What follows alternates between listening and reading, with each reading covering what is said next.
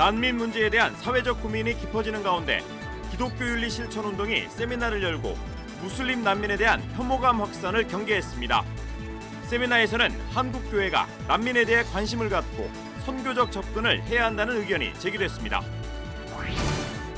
교회가 교회 울타리를 벗어나 사회적 책임을 다하자는 의미의 사회적 목회 컨퍼런스가 열렸습니다.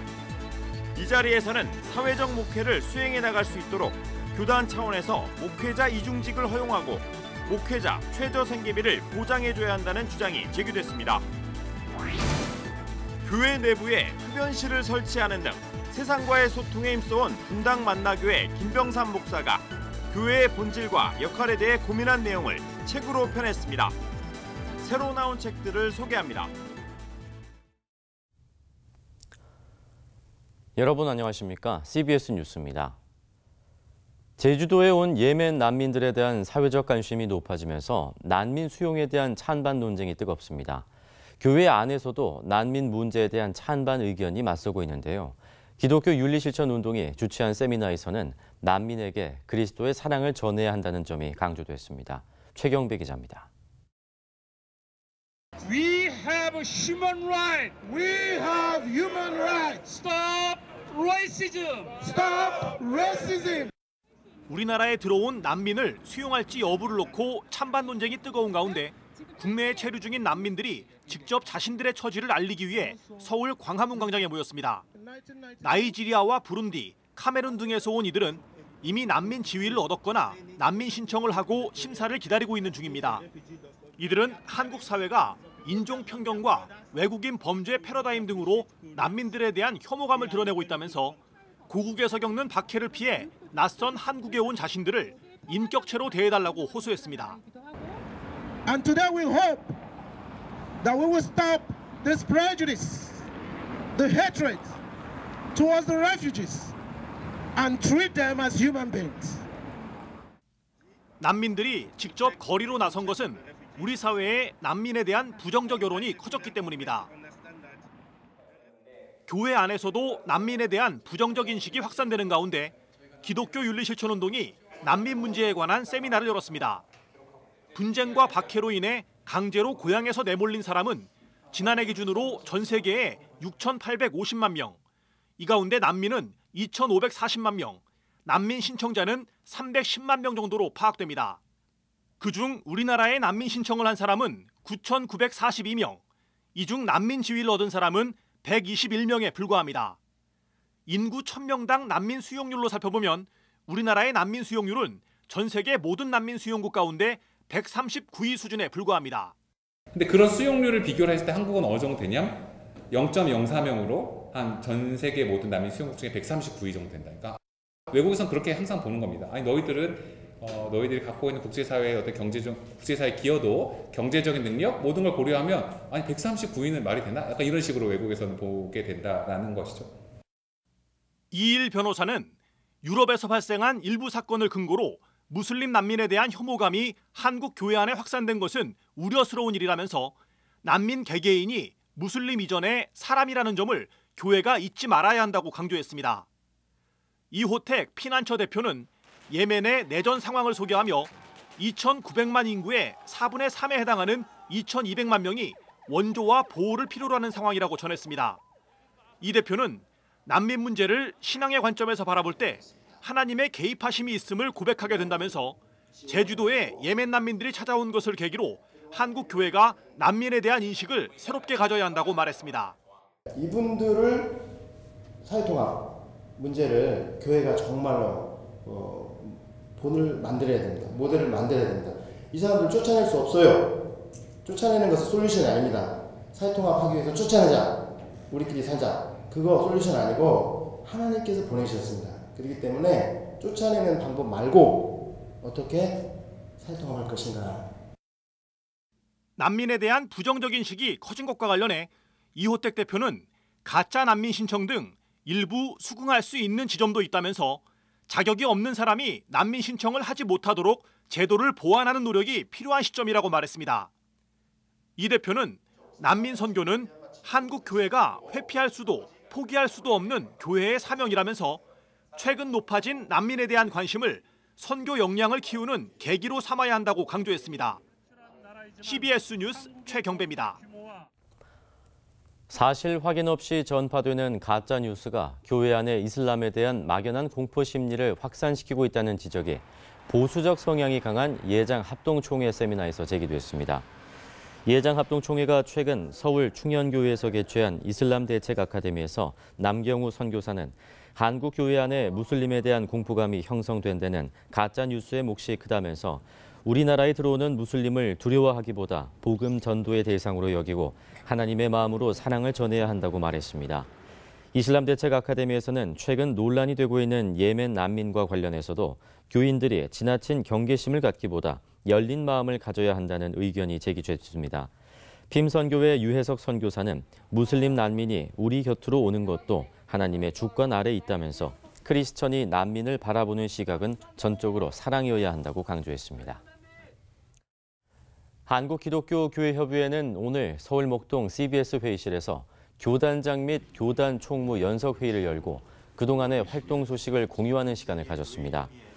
교회협의회는 이 자리에서 지난달 스위스 제네바에서 열린 WCC 중앙위원회와 한반도 에큐메니칼 포럼 참가 내용을 보고하고 남북 정상의 판문점 선언을 지지하며 그 정신에 따라 대북 제재를 해제할 것을 요구하기로 하는 등의 내용을 북한 조선그리스도교 연맹 측과 합의했다고 설명했습니다.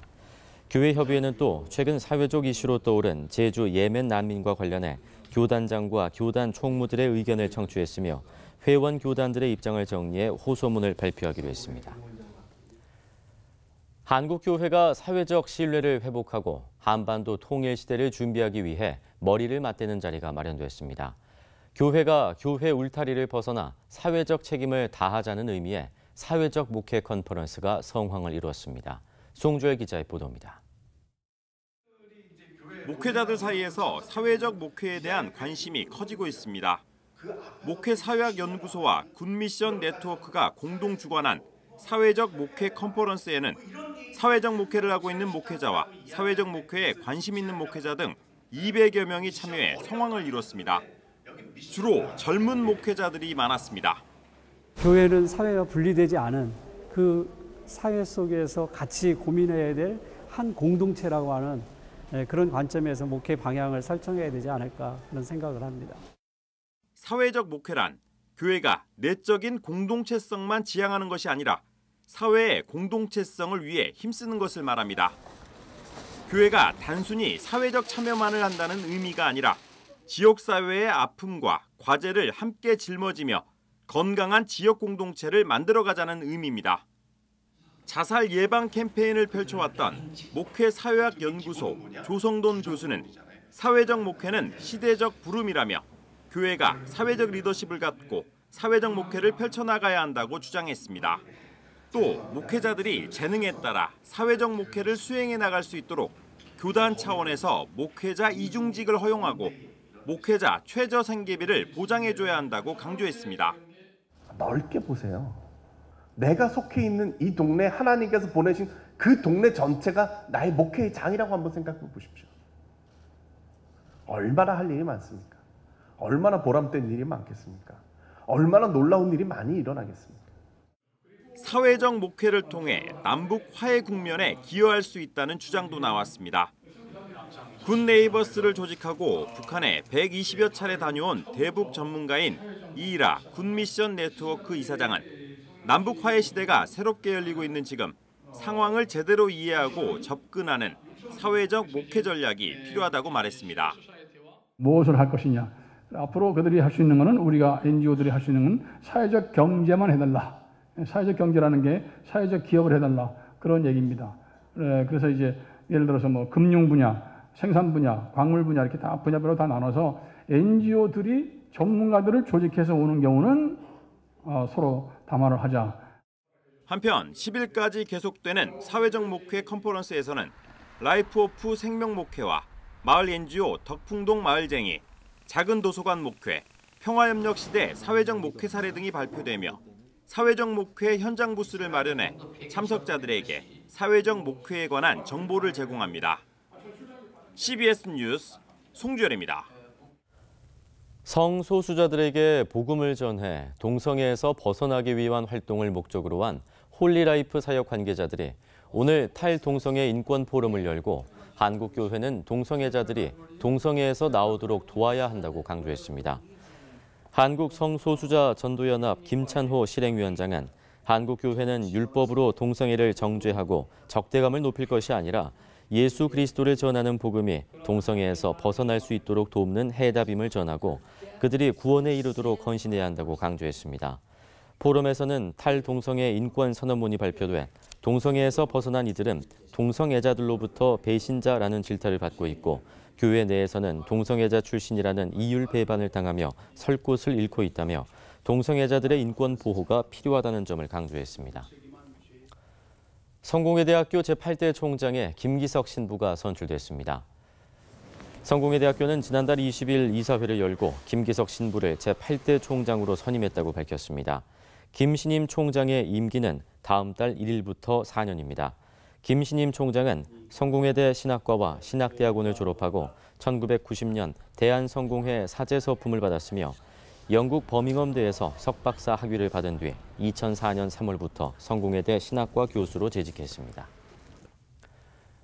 이 시대의 교회는 어떤 역할을 해야 할까요? 분당 만나교회 김병삼 목사가 교회의 본질과 존재 이유에 대해 고민한 책을 펴냈습니다. 새로 나온 책을 이빈나 리포터가 소개합니다. 만나교회 김병삼 목사의 신간입니다. 책에는 교회 내부에 흡연실을 설치하고 트로트 특송을 부르기도 하는 등 그동안 이웃들과 소통하며 새로운 목회 사역을 시도해온 김 목사가 교회의 본질과 역할에 대해 고민한 내용들이 담겼습니다. 김병삼 목사는 오늘날 존재 이유를 상실한 제도화된 교회들 속에서 선교적이지 않은 교회는 교회가 아니라며 건물을 벗어나 세상을 섬기는 교회로 바로 서야 한다고 말합니다. 건물에 대한 것들이 우리가 떨어질 수 없는 것임에도 불구하고 이 고민을 좀 시작해야 될 때가 오리라. 건물 그 이상의 것을 과감하게 하는 걸 생각해 봅니다. 저자는 교회가 누구도 소외되지 않도록 풍성하게 나눠야 하고 모두에게 필요한 존재가 되어야 한다고 강조합니다. 미국 놀스파크 대학교의 안일섭 교수가 부채 윤리를 새롭게 구축하기 위한 책을 펴냈습니다. 저자는 인류의 역사에서 빚 문제가 어떻게 변천했고 그 폐해가 무엇인지 구체적 사례를 통해 설명하며 신학과 윤리학, 경제학과 인류학 등 다방면에 걸친 연구를 통해 빚 문제 해결을 위한 방법을 찾아갑니다.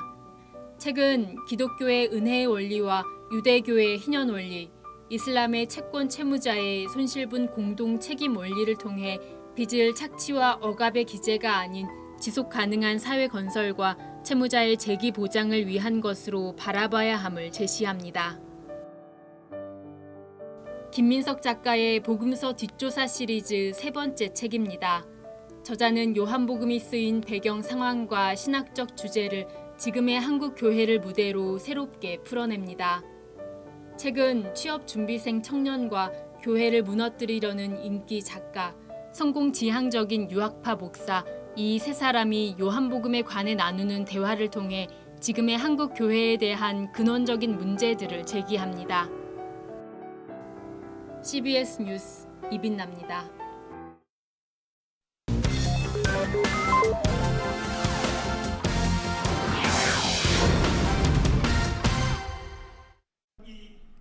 이어서 간추린 지역 소식입니다.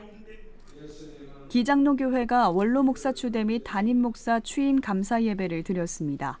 이춘경 원로 목사는 남은 생애를 하나님이 기뻐하시는 선한 싸움과 달려가겠다며 중단 없는 기도를 부탁했습니다. 담임 목사로 취임한 김인환 목사는 성도들이 행복하고 지역사회를 섬기며 다음 세대를 세우는 일에 최선을 다하겠다고 다짐했습니다. 금천교회가 창립 33주년을 맞아서 가수 신영원 권사를 초청해 찬양 간증 집회를 열었습니다. 신영원 권사는 하나님의 은혜를 받은 자신의 삶을 간증하며 복음 성가와 찬양곡을 열창해서 뜨거운 박수를 받았습니다. 기독교 대한감리회 장로회 전국연합회가 영성수련회를 개최했습니다. 개회 예배에서 이철 감독회장 직무대행이 설교 말씀을 전했고 각종 후원금 전달식과 특강 등의 프로그램이 진행됐습니다. 대전 중부교회가 분립개척한 세종중부교회 설립 감사 예배가 드려졌습니다. 지난해 11월 분립 결정 후 부목사였던 하우진 목사를 세종중부교회 담임 목사로 선출했습니다. 하나님을 감동케 하는 놀라운 귀한 주님의 축복의 교회가 위대하고 영광스러운 교회가 세종중부교회가 될 줄 믿습니다. 설립 25주년을 맞은 대구 동행교회가 감사 예배와 특별 찬양 콘서트 등 다채로운 행사를 열었습니다. 교회 청년들은 교회 옆 공원에서 이웃들을 초청해서 버스킹 공연을 선보이고 떡볶이 등 간식과 차를 나누며 소통의 시간을 가졌습니다. 이 지역 주민들을 위한 버스킹 공연을 기획하게 되었습니다. 아무쪼록 이 일이 하나님 앞에 영광이 되고 지역 주민들에게 큰 기쁨이 되는 그런 일이 되었으면 좋겠습니다. 부산 월드미션교회 개척 감사 예배가 열렸습니다. 선교는 세계적이다라는 제목으로 말씀을 전한 전 노회장 백상윤 목사는 어느 민족 누구에게나 구별 없이 복음을 전해야 한다고 강조했습니다.